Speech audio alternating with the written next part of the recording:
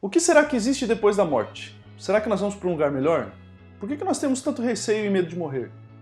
Bem, fique com a gente e nós vamos estudar sobre essa palavra tão temida, a morte. Essa é a playlist, uma lista de reprodução da Palavra de Deus.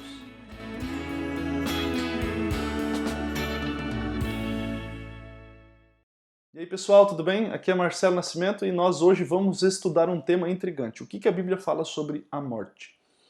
Eu acredito que o fato mais perturbador sobre a vida é que ninguém sabe quando ela vai ter fim. Não tem como ter essa certeza, se nós estamos na metade, se nós estamos no fim.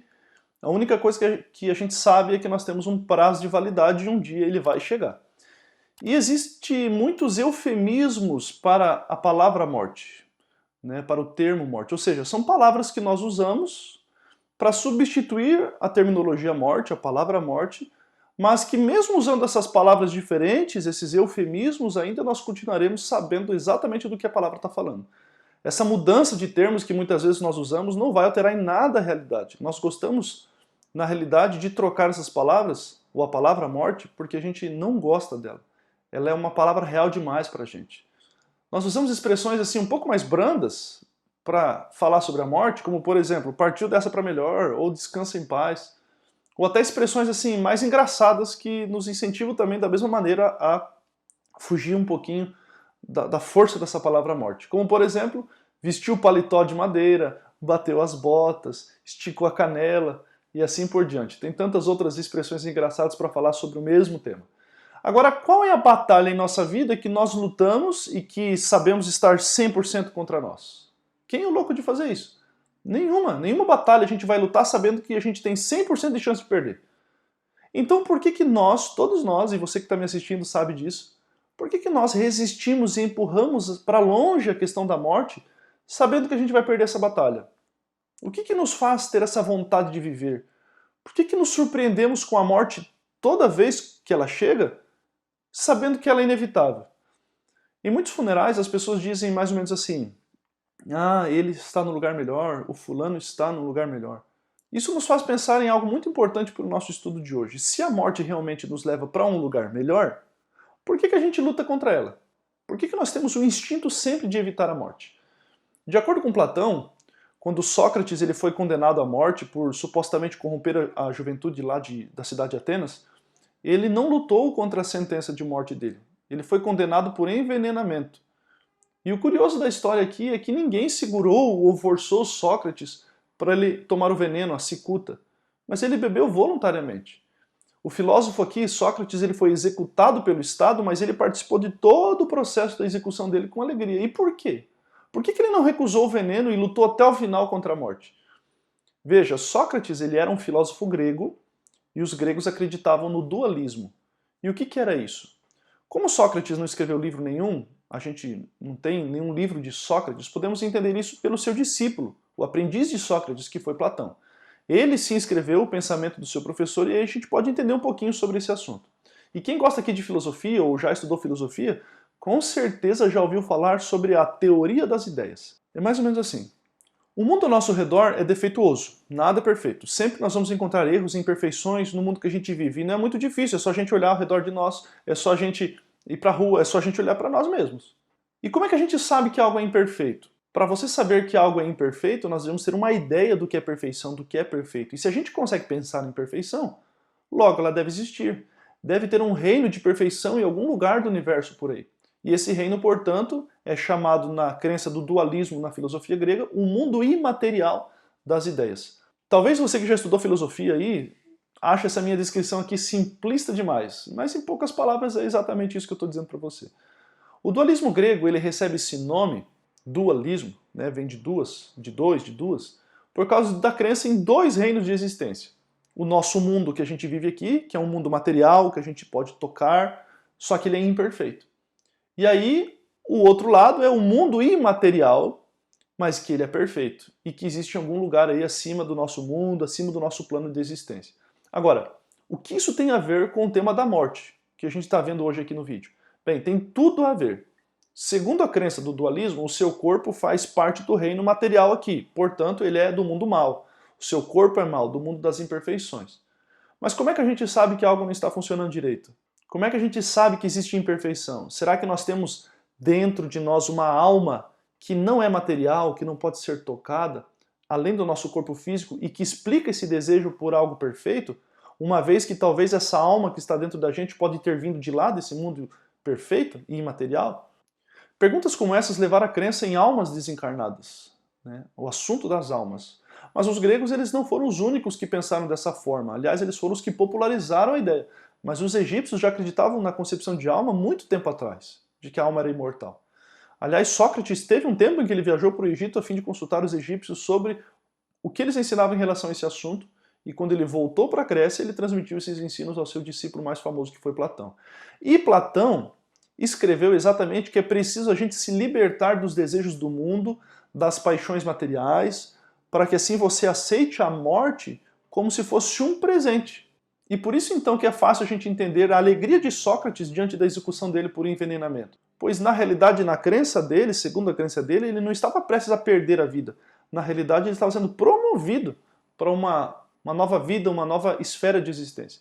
E esse efeito aqui da atitude positiva de Sócrates em relação à morte perdura por séculos. Até hoje a gente pode encontrar esse pensamento nos funerais.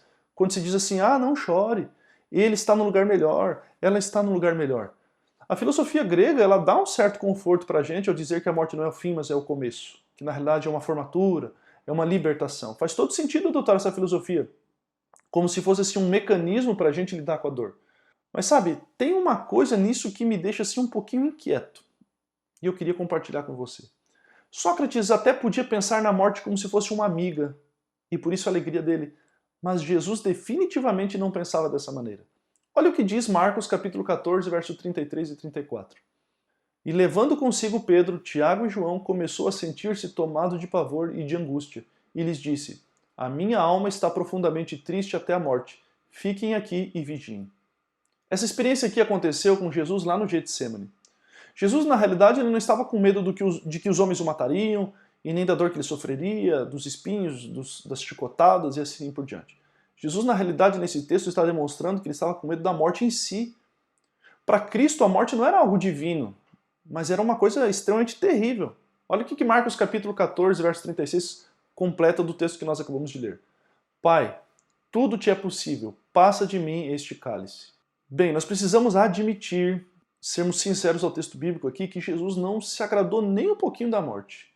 Claro, ele se sujeitou à morte em favor da humanidade, em seu favor, em meu favor, para nos salvar. Um tema que a gente já viu isso aqui. Mas ele não amava a morte. As palavras confortantes que a gente ouve muitas vezes nos funerais por aí, parece ter vindo mais lá de Atenas, de Sócrates, do que necessariamente de Jesus lá no Getsemane. E nesse ponto de estudo nós precisamos fazer um questionamento.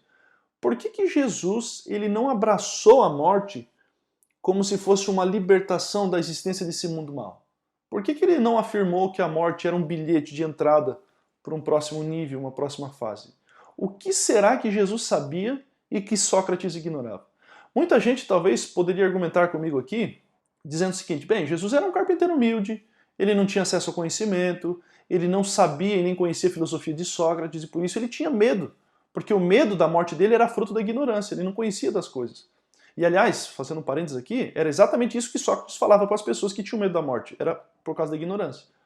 Contudo, eu acredito que nem eu e nem você, que temos lido a Bíblia um pouco pelo menos, nós acreditamos que Jesus pensasse dessa maneira.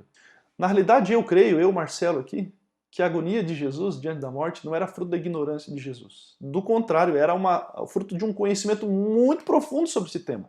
Jesus sabia alguma coisa sobre a morte. Por que Jesus detestava ela, a morte? Por que ele chorou diante do túmulo do seu amigo Lázaro?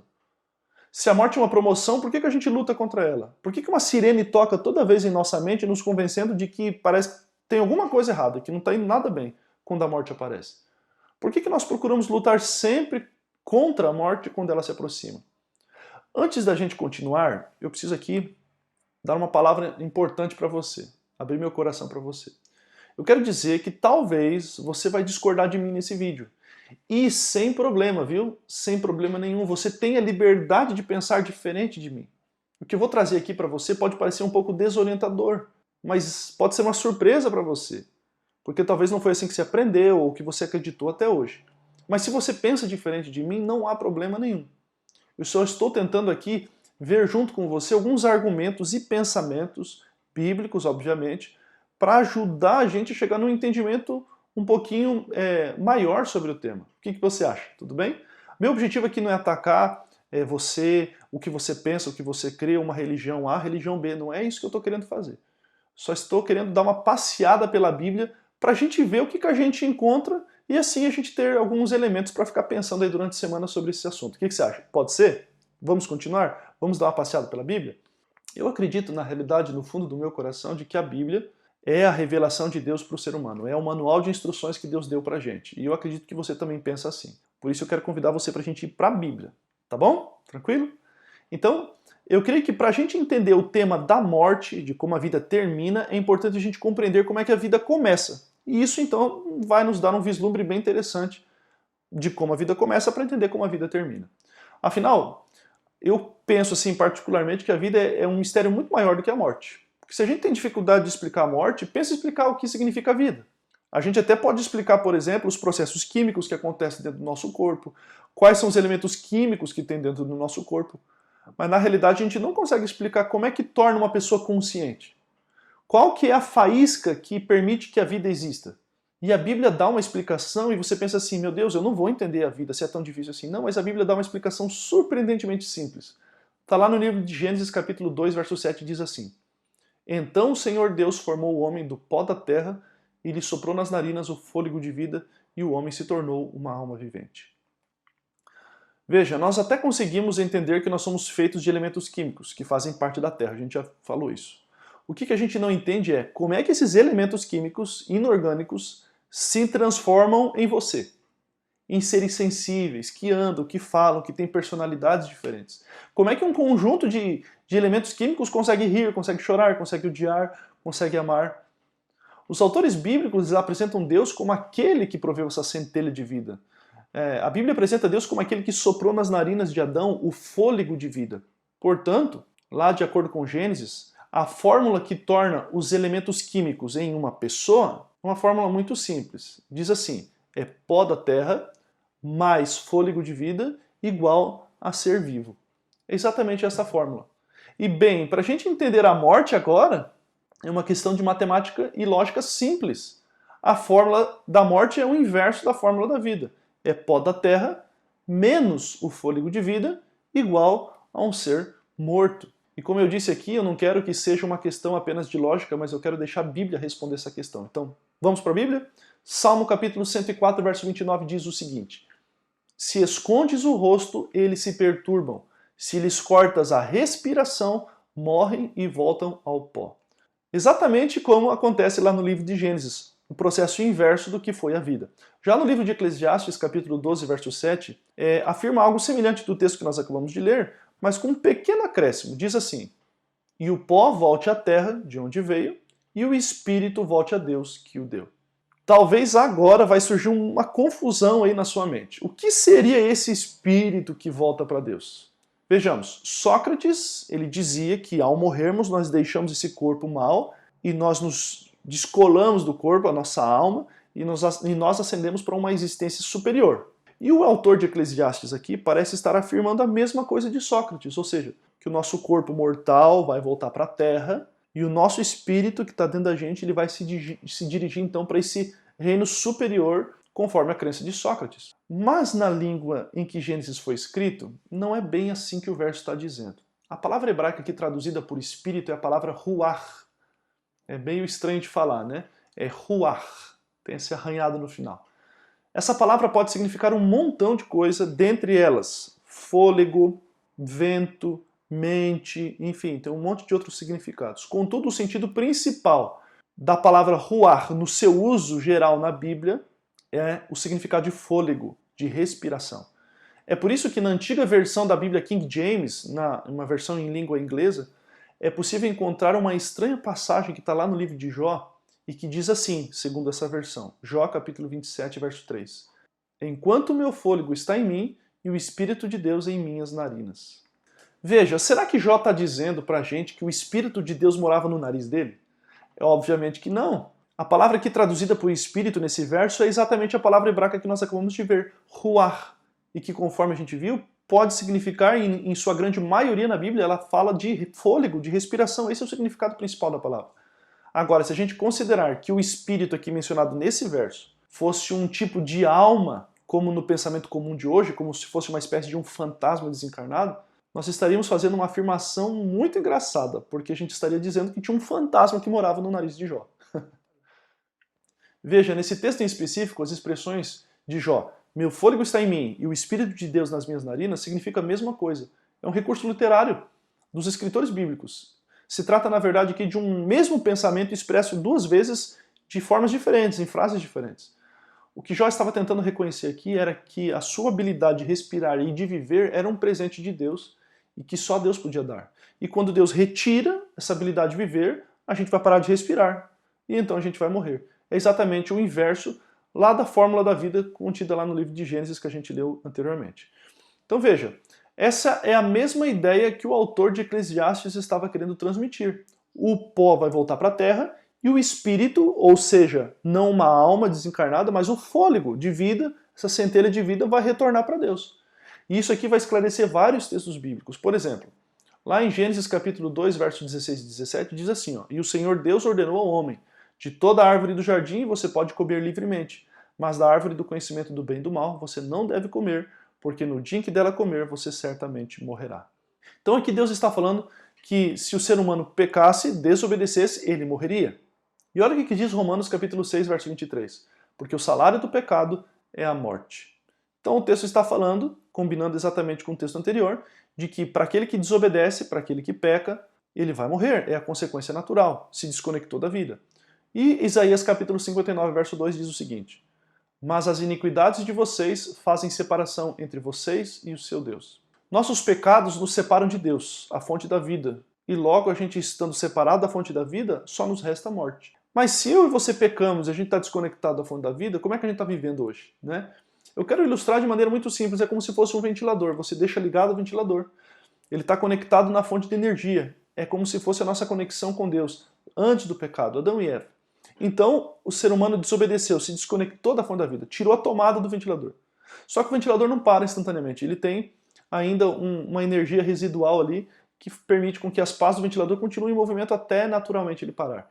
É mais ou menos a nossa vida, nós estamos vivendo uma vida emprestada, uma vida residual, mas nós não estamos conectados na fonte da vida por ter vida eterna, para ter vida eterna. Provavelmente esse não é o cenário que você aprendeu, né, desde criança. A ideia dominante hoje é de que o seu corpo é como se fosse uma espécie de concha. Quando você morre, o corpo fica, o espírito que está dentro de você, que na realidade é a sua alma, sai imediatamente para o céu, caso você seja uma boa pessoa.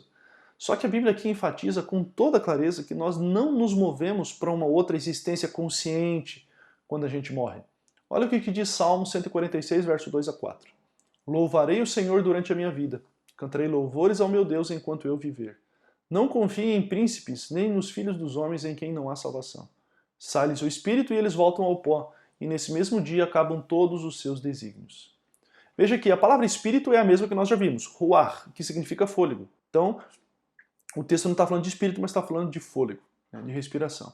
E a palavra aqui traduzida por desígnios é a palavra estoná, que significa pensamento. Então, em outras palavras, o que o texto está falando para a gente é de que todos os pensamentos são interrompidos no momento da morte. Então, ao morrer, não existe consciência depois da morte. Ah, a pessoa está pensando, a pessoa está organizando, tem planos, ela vai para lá, vai para cá. O texto está falando bem claro para nós que quando morre, tudo acaba. Consciência acaba, a pessoa literalmente deixa de existir.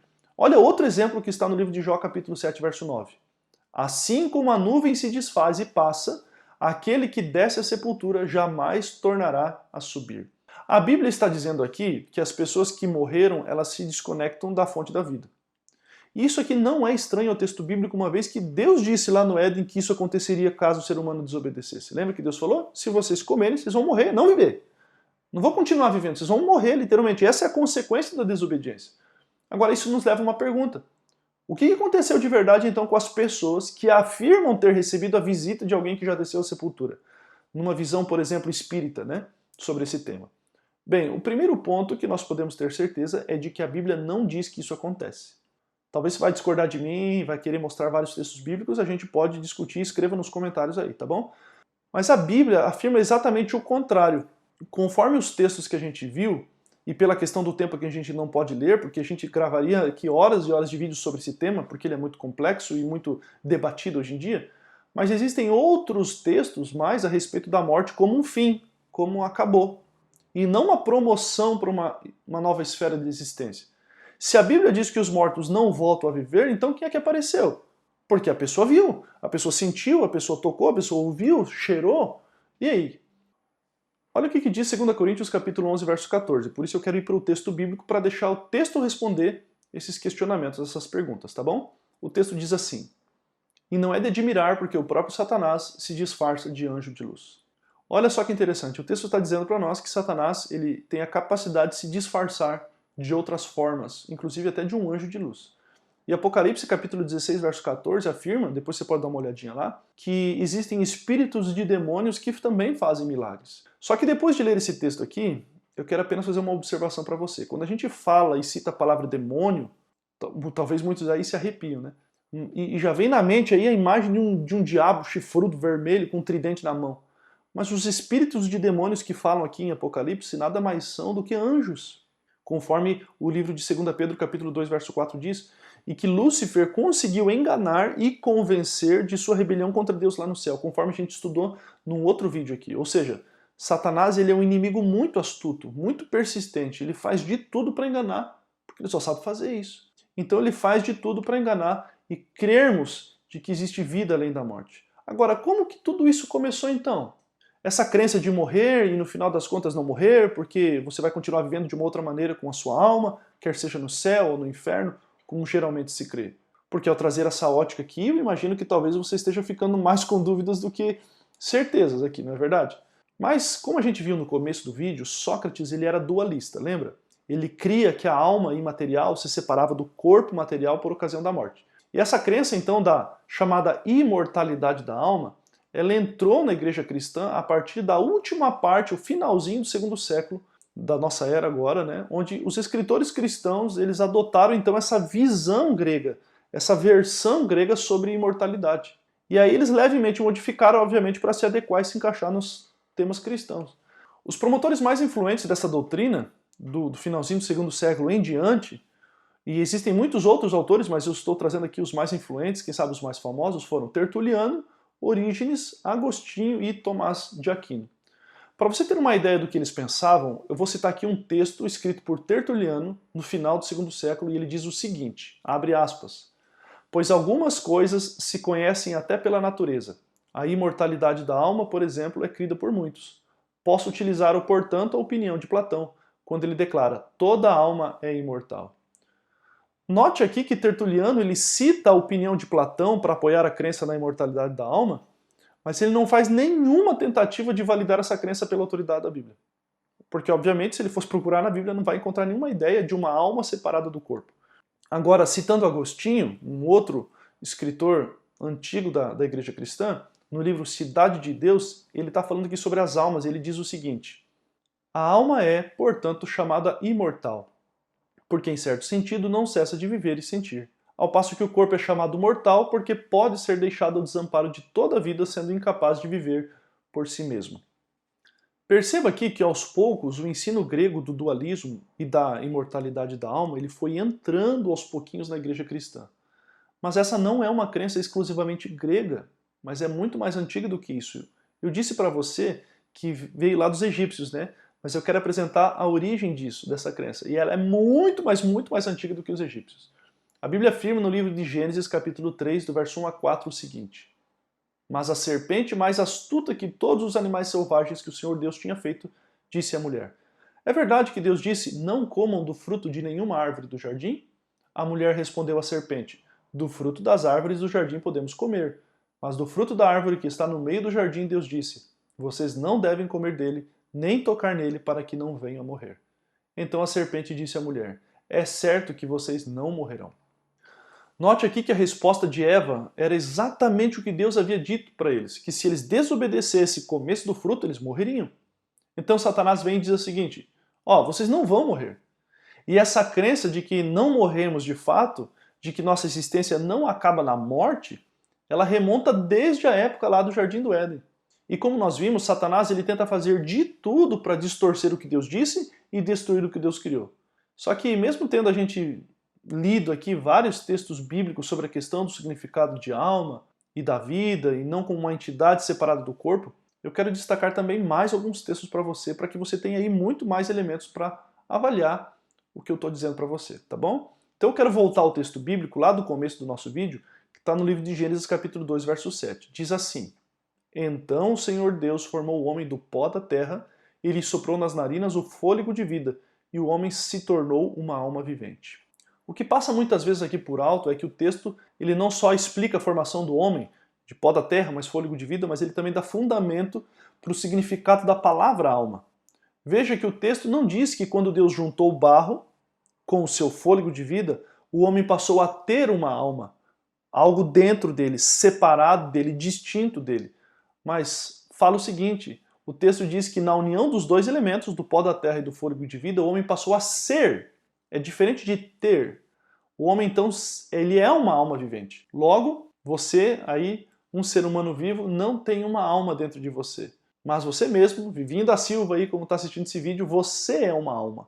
Não tem uma alma, ok? É isso que o texto está falando para nós. Puro e simples o seu significado. Olha o que diz ainda a Escritura também no livro de 1 Timóteo, capítulo 6, do verso 14 a 16.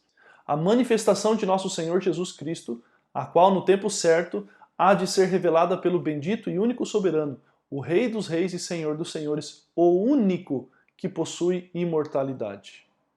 Olha que interessante, o texto bíblico está dizendo e afirmando categoricamente que o único que é imortal, o único que vive para sempre, o único que tem a capacidade de ter vida em si mesmo é Deus, o único que possui imortalidade.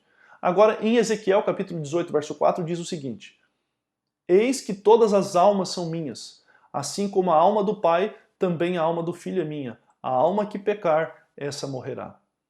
O termo traduzido por alma aqui nos leva a pensar exatamente nessa concepção do mundo, como o mundo crê, né? De uma alma desencarnada que se separa do corpo. Mas a palavra alma na Bíblia aqui pode ser melhor traduzida por vida, por emoções, por coração, até mesmo por uma pessoa por inteiro. Como a gente pode ver claramente lá no texto de Gênesis 2, verso 7, que a gente acabou de ler. Porque você é uma alma e não tem uma alma. Portanto, a melhor forma da gente ler esse texto é como a versão Nova Almeida atualizada adequou recentemente. E eu quero repetir o texto, e o texto diz assim, ó: Eis que todas as pessoas são minhas, assim como a pessoa do Pai, também a pessoa do Filho é minha. A pessoa que pecar, essa morrerá. Veja que interessante. O texto fala que a alma que pecar vai morrer. Nesse texto a gente viu que o texto se adequou ao significado real da palavra, né? Pessoa. Então a pessoa que pecar, essa morrerá. Veja que interessante, porque a concepção de alma como uma matéria pura, perfeita, como se acredita por aí, que se descola do corpo por ocasião da morte, e aquilo que é ruim fica, que no caso é o corpo, uma alma ela é perfeita, ela não poderia pecar. E o texto está falando que a alma que pecar vai morrer. Então a gente pensa assim, ou então a crença de que a alma é perfeita está errada, porque o texto bíblico diz que a alma peca, ou a nossa concepção de alma é que está errada. É isso que o texto está trazendo esse questionamento para a gente. Esse texto aqui, exatamente na concepção do que nós estamos falando, do significado da palavra alma, como a pessoa que pecar, essa morrerá, segundo o texto, ela vai exatamente ao encontro do que Deus disse para Adão e Eva no Jardim do Éden. Olha, você Adão, você Eva, que são pessoas reais, pessoas vivas, um ser vivente, se você pecar, você vai morrer. Foi isso que Deus disse lá no livro de Gênesis para Adão e Eva. E também combina com Romanos capítulo 6, verso 23, que diz assim, porque o salário do pecado é a morte. Eu sei que você deve estar agora num turbilhão de pensamentos, depois de tudo que a gente viu, de tudo que a gente leu. Mas, queridos, eu quero abrir meu coração para você. A ótica que eu quero trazer para você aqui é uma ótica, assim, fundamentalmente bíblica. Você está percebendo que nós estamos procurando na Bíblia as respostas. Para nos mostrar exatamente de que aquilo que Deus falou lá no Gênesis para Adão e Eva está valendo até hoje. E o que foi que Deus disse? Olha, quem peca morre. Exatamente isso. Mas também quero mostrar de que o engano de Satanás para Eva lá em Gênesis permanece até hoje também. Qual é o engano? É certo que vocês não morrerão. É exatamente esse engano de Satanás. O que eu quero tentar dizer para você é que não há, segundo a Bíblia, uma continuação da existência em lugar nenhum depois da morte. O que acontece na morte é apenas a morte. Ninguém está flutuando por aí até o paraíso.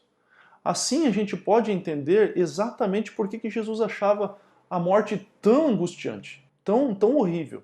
Sabe, eu vou deixar aqui na descrição desse vídeo um link para você com o tema Seria a alma imortal? Porque se a gente fosse falar sobre esse tema, a gente gastaria muitas e muitas horas aqui. Mas se você tiver um tempinho, depois você olha na descrição do vídeo ali, tem um link que eu vou deixar para você assistir, para você poder se aprofundar um pouquinho mais nesse tema. É um link, é uma palestra maravilhosa, você vai gostar bastante, então dá uma olhadinha lá nesse link, tá bom? Agora, afinal de contas, qual é a solução então para essa questão que a gente estudou até agora? Veja, o objetivo do plano de salvação de Deus, que inclusive a gente já viu num vídeo anterior sobre a questão da salvação, e se você não viu esse vídeo, dá uma olhadinha ali nos outros vídeos da série Playlist, beleza? Então, o objetivo do plano de salvação de Deus é restaurar o ideal original lá criado no Éden. O plano de Deus, na realidade, é anular os efeitos do pecado na nossa vida, tirar a maldição que nós trouxemos sobre nós mesmos, ou seja, a morte. É exatamente isso o objetivo do plano de Deus. E uma das passagens talvez mais conhecidas da Bíblia e lidas geralmente também bastante em funerais, Paulo diz o seguinte: Eis que vou lhes revelar um mistério. Nem todos dormiremos, mas todos seremos transformados no momento, num abrir e fechar de olhos ao ressoar da última trombeta. A trombeta soará, os mortos ressuscitarão incorruptíveis e nós seremos transformados. Porque é necessário que este corpo corruptível se revista da incorruptibilidade e que o corpo mortal se revista da imortalidade. E quando este corpo corruptível se revestir de incorruptibilidade e o que é mortal se revestir de imortalidade, então se cumprirá a palavra que está escrita: tragada foi a morte pela vitória. Onde está, ó morte, a sua vitória? Onde está, ó morte, o seu aguilhão? Perceba que a Bíblia aqui é clara ao apresentar o plano de Deus para o seu povo. Ela diz o seguinte: primeiro, nós vamos dormir. Uma clara referência aqui à morte, né? E sobre isso eu quero fazer um parênteses sobre a palavra dormir. Olha o que diz João, capítulo 11, do verso 11 a 14. Tendo dito isso, acrescentou: Nosso amigo Lázaro adormeceu, mas vou despertá-lo. Então os discípulos disseram: Senhor, se dorme, estará salvo. Jesus falava da morte de Lázaro, mas eles pensavam que estivesse falando do repouso do sono. Então Jesus lhes disse claramente: Lázaro morreu. Olha que interessante, Jesus compara a morte como um sono. Claro, não obviamente o sono do repouso, o sono que a gente tem todo dia aí, né? Mas comparando também com o texto que a gente leu anteriormente, depois, quando Jesus voltar, segundo a volta de Jesus, ao ressoar da última trombeta, o texto diz que a morte vai ser derrotada e nós então vamos ser ressuscitados. Então aí o sono daqueles que morreram aí terá terminado.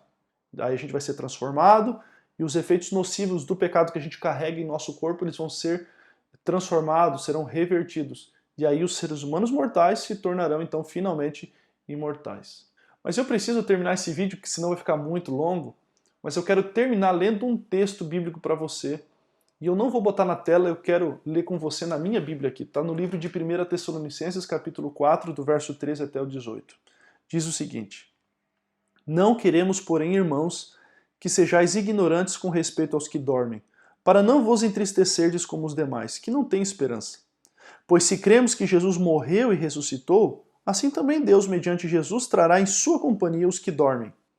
Ora, ainda vos declaramos por palavra do Senhor isto: nós, os vivos, os que ficarmos até a vinda do Senhor, de modo algum precederemos os que dormem. Porquanto o Senhor mesmo, dada a sua palavra de ordem, ouvido a voz do arcanjo, ressoada a trombeta de Deus, descerá dos céus, e os mortos em Cristo ressuscitarão primeiro. Depois nós, os vivos, os que ficarmos, seremos arrebatados juntamente com eles, entre nuvens, para o encontro do Senhor nos ares, e assim estaremos para sempre com o Senhor. E Paulo termina dizendo o seguinte: consolai-vos, pois, uns aos outros com essas palavras. Sabe, nós gastamos talvez muito tempo consolando outras pessoas com palavras de que os mortos estão num lugar melhor. Mas não é isso que a Bíblia orienta a gente da maneira correta para consolar. A Bíblia diz, segundo o texto que nós acabamos de ler, para nós consolarmos uns aos outros com essas palavras. Mas a pergunta é, quais palavras? Exatamente as que dizem que os mortos estão dormindo, mas que Jesus não se esquecerá deles quando voltar. Não é uma notícia maravilhosa? O túmulo não precisa ser o fim. Mas isso que a gente viu agora e que leu agora explica exatamente o que vai acontecer com aqueles que aceitaram a salvação oferecida por Jesus e se arrependeram, obviamente, dos seus pecados. Agora, o que acontece, o que ocorre com quem não aceita a salvação, que não aceita Jesus Cristo? Será que vai para o inferno? Bem, esse é um tema aqui, como eu disse, bem extenso, bem complexo. Por isso eu dividi esse tema em 2 vídeos. Esse aqui, que você está vendo, vai dar fundamento para o da próxima semana.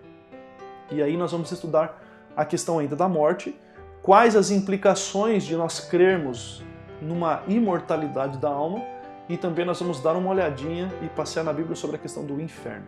Por isso você não pode perder o próximo vídeo aí, viu? Mas por enquanto é isso. Apenas eu quero que você tenha certeza de que Jesus morreu e que Jesus está vivo de verdade, e não se sinta, sabe, perplexo quanto ao seu futuro, o que ele te reserva aqui nessa terra, quando você vai morrer. Não deixe Platão confundir você com a linha divisória aqui entre a vida e a morte. Não deixe a superstição que Satanás criou milênios atrás tentar ludibriar você, tentar levar uma crença que a Bíblia não traz. Se Jesus não voltar antes do seu momento chegar, sinto muito em dizer, mas você vai realmente morrer. E se Jesus não voltar antes do meu momento também chegar, então eu também vou morrer. Mas depois nós vamos viver de verdade, quando Cristo nos ressuscitar por ocasião da volta de Jesus. Portanto, meu desejo para você é que você aceite, sabe, esse sacrifício majestoso que Jesus fez por mim, que Jesus fez por você. E também aceite esse presente que Jesus comprou para a gente lá no Calvário, lá na cruz. E ela se chama vida eterna. Por isso eu quero orar com você agora, nesse momento, para que a gente continue crendo em Jesus e tenha o desejo cada vez mais de estudar a Bíblia, a Palavra de Deus, para a gente aprender coisas novas, coisas maravilhosas e ver o que Deus tem para nós como um plano especial, para quando Jesus voltar, vivemos a eternidade ao lado dele. Tá bom? Então, nesse momento eu quero orar com você. Se você puder, fecha seus olhos aí como você está, onde você estiver, e vamos orar a Deus e falar com Deus. Pai querido nosso Senhor, obrigado por esse estudo de hoje. Obrigado por podermos passear um pouquinho no texto bíblico, ter essa liberdade de fazer isso, ter a Bíblia nas nossas mãos e podermos estudar um pouquinho sobre a origem da vida e sobre o significado da morte no texto bíblico. E perceber que todo o esforço do Senhor em todas as páginas da Bíblia é procurar nos salvar, correr atrás da gente. O sacrifício de Jesus foi um esforço celestial enorme, simplesmente para tirar de nós esses efeitos da desobediência, os efeitos e as consequências do pecado, que é a morte, que é o inimigo maior do ser humano. E obrigado porque Jesus morreu, Jesus ressuscitou e venceu a morte, e por isso nós podemos ter a esperança de viver a eternidade ao teu lado. Pai querido, por isso nós aceitamos Jesus Cristo no nosso coração mais uma vez, renovamos nossa fé e nossa confiança no Senhor. Continue nos salvando todos os dias, para que assim a gente tenha certeza de que mesmo sendo vencido pela morte, nós teremos a esperança da ressurreição e a esperança da vida eterna ao lado de Jesus. Abençoe cada pessoa aqui nesse vídeo, sua família, seu lar, sua casa, que o Senhor faça da casa deles um pedacinho do céu aqui na terra. Isso nós oramos no nome de Jesus. Amém.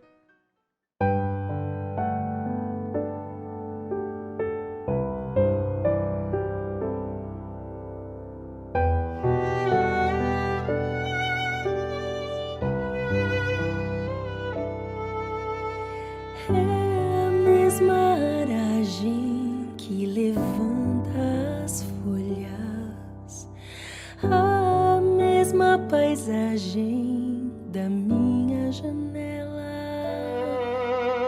e os muros caiados, os motores ao longe, e o marchar dos ponteiros.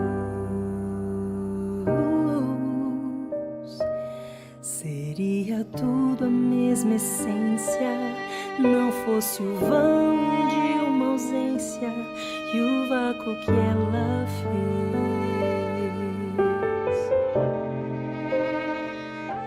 Seria tudo a mesma essência, não fosse o vão de uma ausência e o vácuo que ela fez.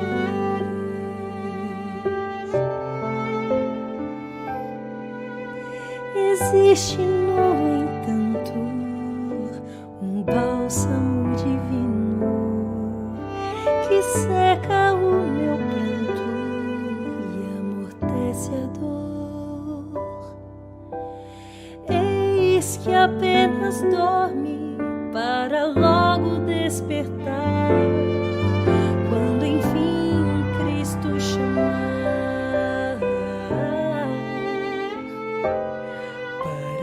levar a sua cidade pra conceder eternidade, todos juntos outra vez.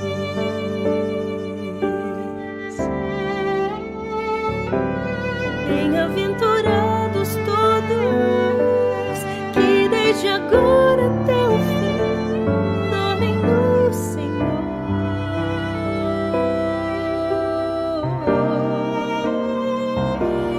Suas obras vão com eles, sua coroa está guardada, será o fim de toda dor, o fim de toda dor. Bem-aventurados todos que dormem no Senhor, os que morreram na esperança da volta de Jesus, receberão a boa herança, partilharão de sua luz.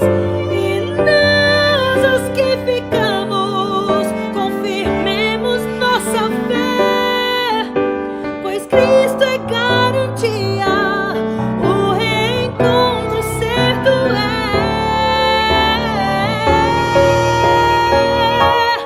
Bem-aventurados todos que desde agora até o fim dormem no Senhor.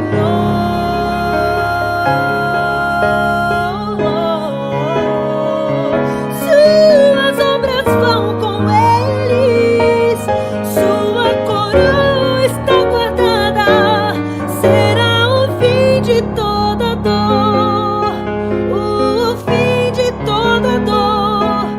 Bem-aventurados todos que dormem no Senhor.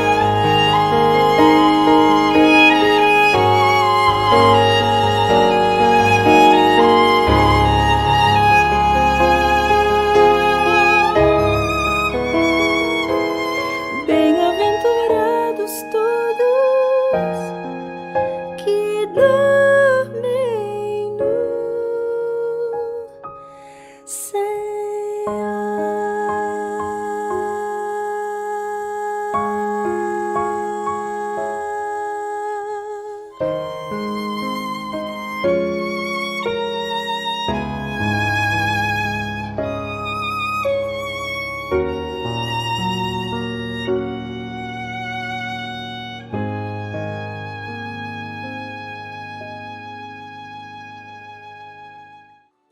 Pessoal, é isso aí, a gente chegou no fim desse vídeo e eu quero te agradecer mais uma vez por estar conosco, tá bom? Então, eu vou pedir mais uma vez, carinhosamente, como todo vídeo a gente tem pedido, né? Não se esqueça aqui de dar um joinha no vídeo, curtir o vídeo, né? Se inscreve no canal também, ative ali o sininho das notificações para que toda vez que venha vídeo novo você receba ali e não perca nenhum vídeo. Também não esquece de compartilhar com seus amigos, seus familiares, para todas as pessoas que você conhece, beleza? Um abração do coração aqui para você e a gente se vê no próximo vídeo. Abraço!